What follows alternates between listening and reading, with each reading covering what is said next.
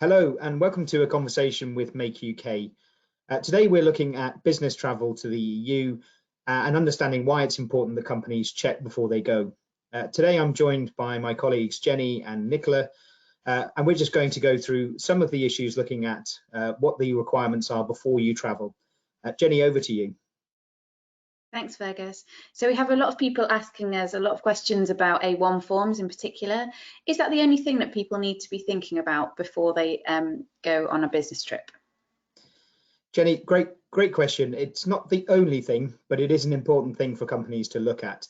A1 forms are essentially a form which you can request from the UK authorities and particularly from HMRC that proves where and how you pay Social Security. This is really important for companies to understand because when traveling to the EU, and particularly if you're traveling to undertake work, you'll need to have proof that you are paying Social Security to be allowed to work in a European country. So the A1 form is the form which allows you to do that. It's important to understand that A1 forms are European Union terminology. So the forms are actually known by a different code under HMRC. But if you search for A1 forms, you should be able to find a link to the HMRC website where you can apply for those forms. Brilliant. Thanks. Fergus, so do you have to fill out an A1 form every time you travel, or you just fill it out once and then you've got it for life? Nicola, again, great question, and it's important for companies to understand that there is a registration process in order to be able to ask for A1 forms. So it's important that companies do register. That is a one-off registration, but it has to be done for every entity that pays national insurance with HMRC. Then for individuals, and this can be either by the individual employee or the employer, for each trip you need to look at an A1 form application. You may be able to apply for multiple trip forms, but it's important that each form covers the activity and the country that you're traveling to. So important to look at that. Again, the starting journey for all of these things when you check before you go is the country that you're going to, the activity that you're undertaking, and making sure you have all of the understanding, all of your obligations when working in those countries. Okay, and Fergus, how long is it taking to, get that A1 form back, and is there a cost? So there's no cost associated with applying for an A1 form. They can be applied for through the HMRC website, through your government gateway ID. In terms of the timeline, we're asking companies to really look at preparing 5 to 6 weeks before travel. There is a bit of a backlog, we understand at the moment, so important to do that well in advance. Okay, thank you.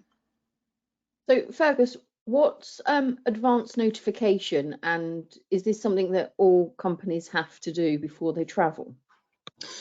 So again, this is the almost in a sense the flip side. With an A1 form, you're asking the UK authorities for proof that you are paying Social Security, and it in essence is a document that allows you to prove that. It's important that people remember that that's not a document that allows for travel. It isn't a document that means that you can travel. It's simply a document that says that where you are paying Social Security. That's important for European countries because they have requirements when you're working there to ensure that Social Security is being paid somewhere. In order to be able to do that, and again, depending on your activities, it may be that companies will need to register with the authorities in the country where work is being undertaken.